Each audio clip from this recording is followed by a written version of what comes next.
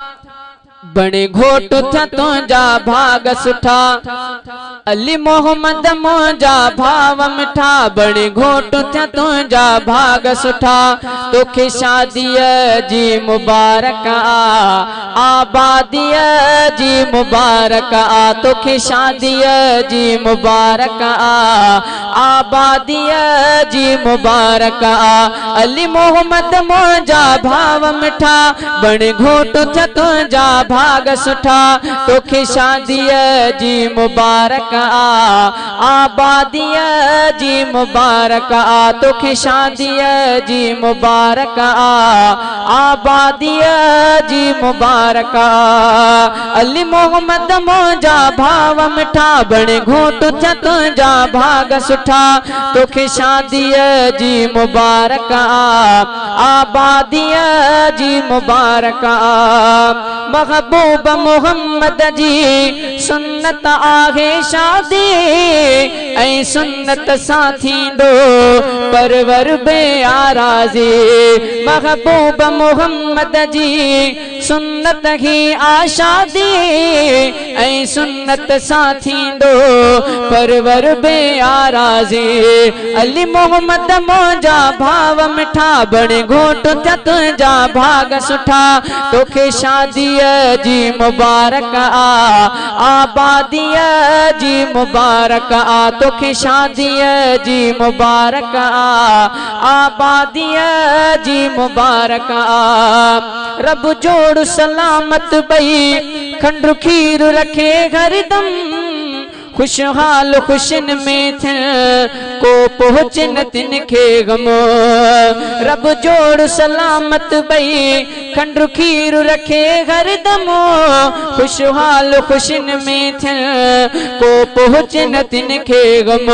अली मोहम्मद मुंहिंजा भाव मिठा, बणे घोट था तुझा भाग सुठा, तोखे शादीअ जी मुबारक आबादीअ जी मुबारक तोखे शादीअ जी मुबारक आबादीअ जी मुबारक। ही जोड़ पहिरियां आहिनि अर्श मथां ठहंदा, पो रब जे अमर सां ही फरशत हिन मिलंदा।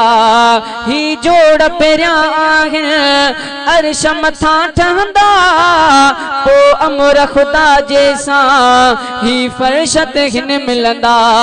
अली मोहम्मद मुंहिंजा भाव मिठा, बणे घोट था तुझा भाग सुठा, तोखे शादीअ जी मुबारक आबादीअ जी मुबारक तोखे शादीअ जी मुबारक आबादीअ जी मुबारक। हाजी सखी जानो बाबो तुंहिंजो दे तोखे मुबारक थो, ॾेई तोखे मुबारक पो कीअं प्यार ममुर के पियो। हाजी सखी जानो बाबो तुंहिंजो दे तोखे मुबारक पियो, ॾेई तोखे मुबारक पो कीअं प्यार ममुर के पियो।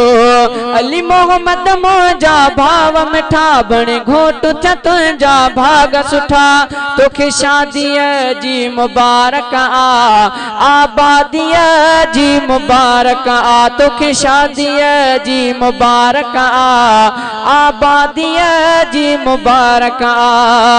औलाद अता बचड़ा रब तोखे करे सुलहा, बिलाल आराईअ जी ही तोले आहे दुआ। औलाद अता बचड़ा रब तोखे करे सुलहा, बिलाल आराईअ जी हीअ तोले आहे दुआ।